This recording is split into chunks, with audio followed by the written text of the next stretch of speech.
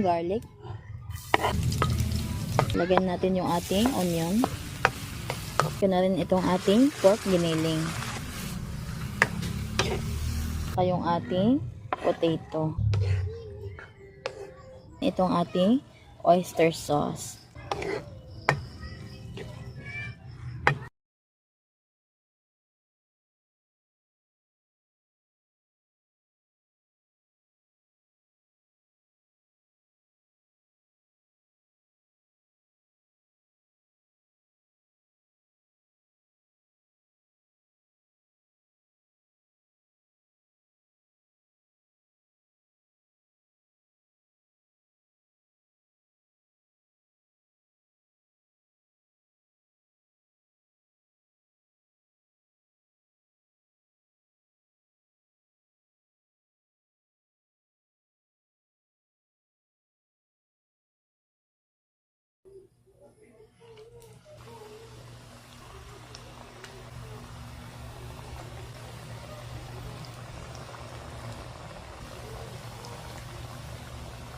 Ito itong ipa-rice.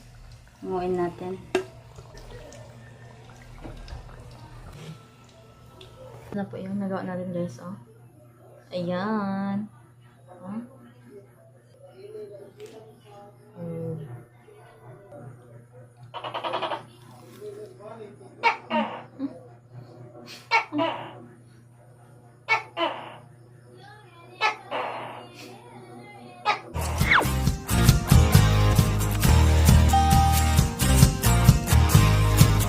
Hello guys, magandang araw po sa ating lahat. Ngayon po, dito po ulit tayo ngayon sa ating garden at dito po tayo magluluto ng ating po gagawing merienda. Gagawa po tayo ngayon ng empanada. Dito po tayo sa garden magluluto guys kasi maganda po yung araw ngayon.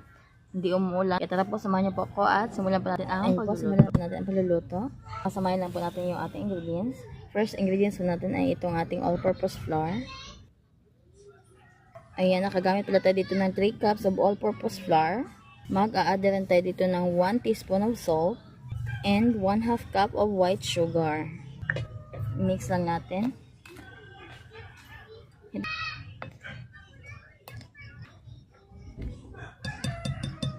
Okay, ilagay ko na yung half bar ng cold butter. I-mix na natin. Ginamitan ko na ito ng kamay guys. Don't worry, naghugas naman po tayo. And mix well lang po natin.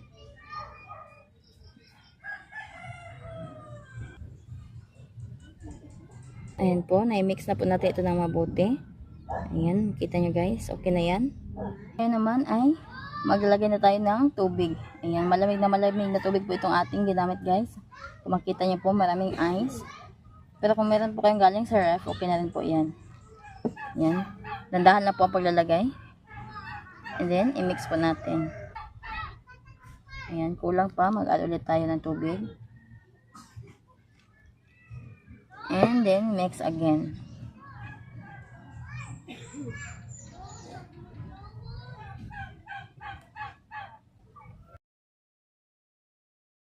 Dapat po guys, hindi po ito ma-overmix para po maging maganda po ang kalalabasan ng ating dough or ng ating crust.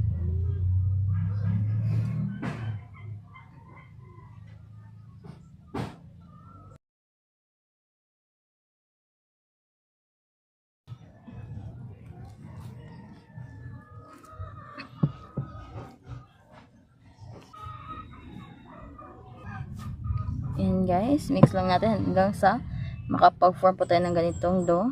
Tsaka, wala rin po pala tayong prepared sizes po sa ating tubig kasi iba-iba po ang absorption po ng dough sa liquid or ng flour sa liquid. Pero ang nagamit ko pala dito ng tubig guys, 1 cup and 1/4. Yan po ang dami ng tubig po na atin nagamit. Itong mga ricados na gagamitin natin sa pag-isa. Ayan, gagamit po tayo dito ng potato.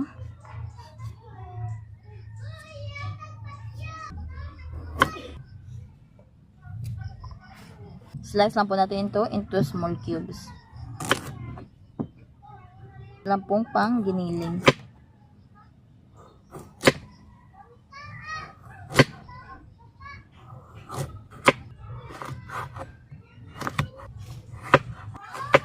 Yan, wala natin na ganyan kalaki.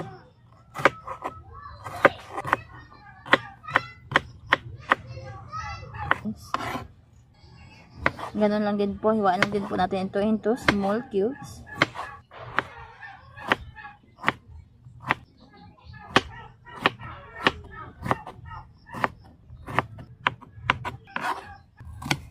Malaki po yung budget nyo, pwede nyo po itong gawin na special. Pero ako kahit simple lang po itong ating gagawin, budget po ito na masarap talaga guys. Gamit lang po ako dito ng mga 2 cloves of garlic. Yung iba pala nagluluto nito guys, naglalagay po sila ng green peas at saka yung pasas. Ayan, okay na po to. Ngayon naman po ay mag-gisa na tayo sa ating giniling. Maglalagay lang po tayo dito ng kaunting mantika. Yung saktong panggisa lamang sa ating giniling. Ito, mainit na yung ating mantika. Ilagay natin yung ating garlic.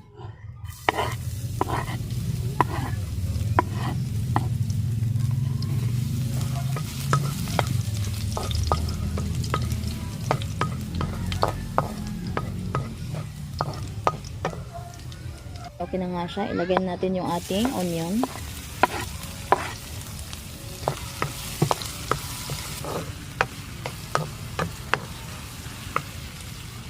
Ilagay ko na rin itong ating pork giniling.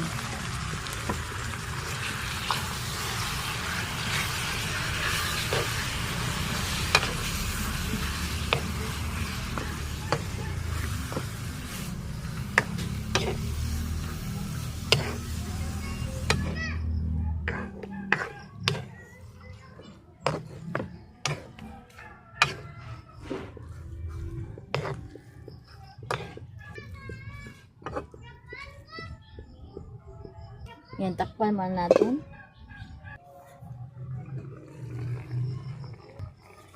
Ayan. Ito guys, nagtutubig na siya.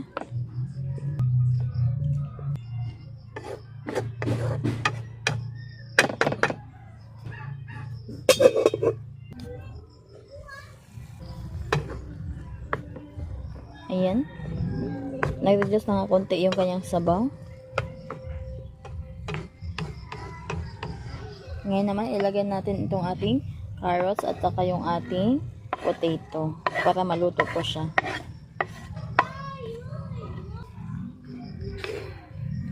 Para naman, sakto maluto na rin siya habang pinapalambot or pinapareduce natin yung sabaw nitong ating giniling.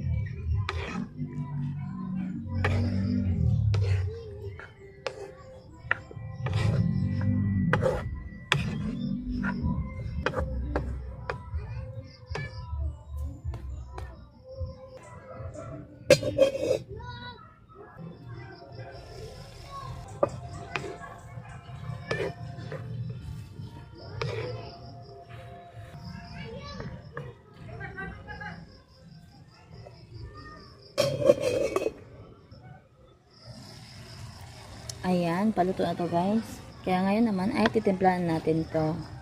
Maglalagay lang po tayo dito ng asin. Kaya na po ang magtansya po sa ilalagay niyo pong asin. Kung gaano po ang gusto niyo pong timpla.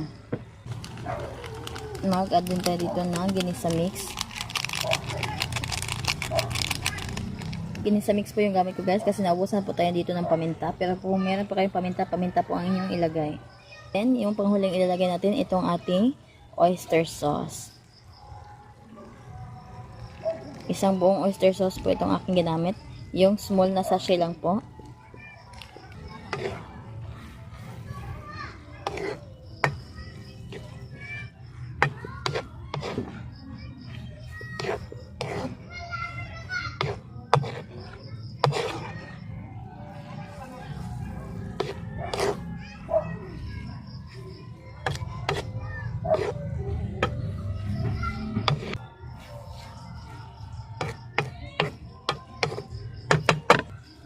Ayan, takpan lang at isimmer natin yan ng mga at least 2 minutes. Then, luto na yung ating giniling. Ngayon naman, babalikan natin yung ating rest na dough. Ito guys, balik naman tayo dito sa ating dough. Ayan, okay na to. Mag-sprinkle lang tayo ng flour para hindi ito dumikit.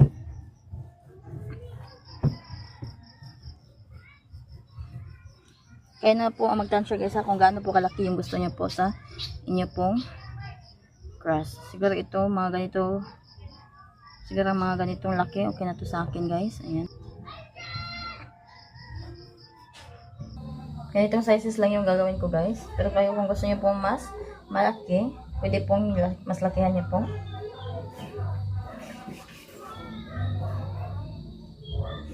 Ayan po.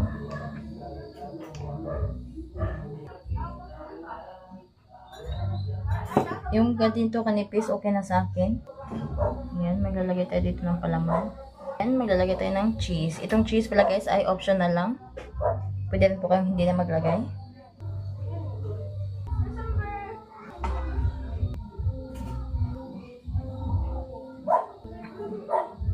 Ayan, okay na. Ito.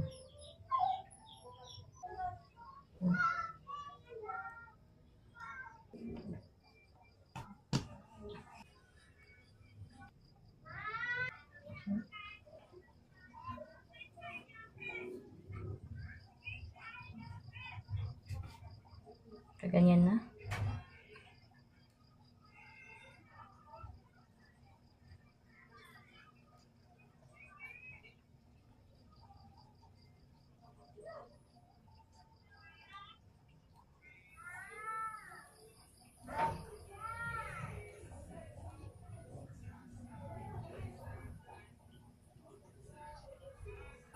Ito na guys, ang dami po natin nagawa. Ayan. Ngayon po ay lutuin na po natin ito. Ayan po, nakapagpain na po tayo ng kawali. Maglagay na tayo ng mantika.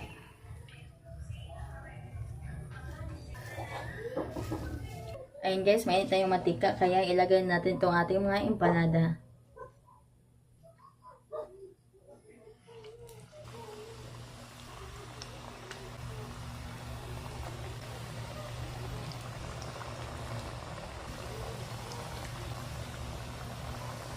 Yan lang muna yung ilagay natin. Baka di na magkasya.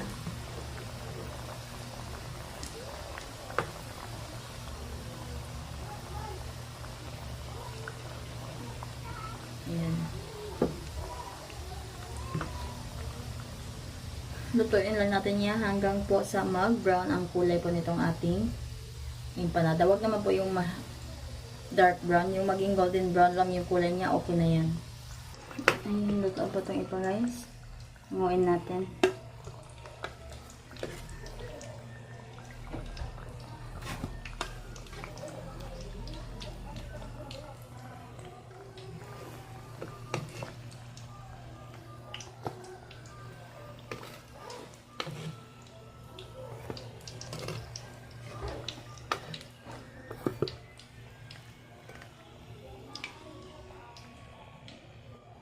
Hi guys! At ayan po, naluto na rin po yung ginawa po nating empanada. Ito na po yung nagawa natin guys, oh. Ayan. Oh. Ang dami po nating naluto. At saka kinainan na po to guys. Ayan po. Ngayon naman ay titikman na po natin. Buko tayong isa. Ay, mainit pa guys. Ito. Ayan guys, oh. Ayan. Ayan po. Ito po yung ginawa po natin. Ngayon po ay titikman na po natin ito. Yes, oh. Ayan. Yan po yung laman niya. Ayan. Kung makikita niyo po, siksik na siksik yung laman po sa loob. Ayan. Kain po tayo. Mm. Mm. Hmm. Mm. Mm.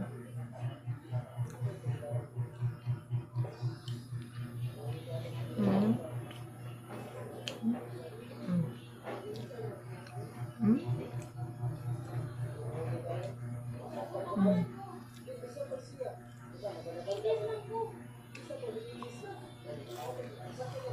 Mm. Mm. Napakasarap po ng dough natin. Saktong-sakto po yung lasa. At saka ang sarap din po ng pagkaluto po natin sa giniling. Saktong-sakto po yung timpla. By the way guys, pwede rin po kayong gumamit po ng chicken kung ayaw nyo po sa pork, or di naman kaya pwede rin po kayong gumamit ng beef. Itong niluto ko po ay simple recipe lang po ito. Kung gusto nyo po mas special, kung mas malaki po ang budget nyo, pero kung kayo po ay gusto nyo po na pang merienda, simple pang merienda lang, yung less po ang gastos, perfect na perfect po ito para sa inyo. Kahit simple lang po ang recipe po natin dito, pero masarap po siya guys.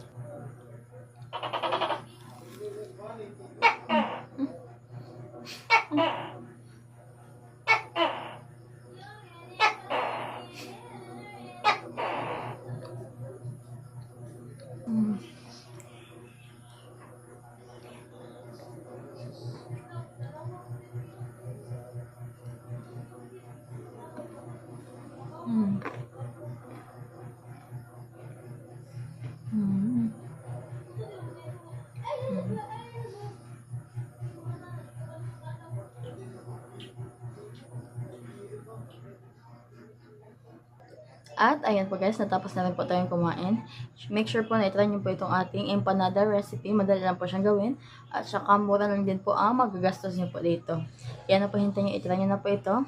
Yan na po. Thank you po for watching and see you po in my next vlog. Bye-bye!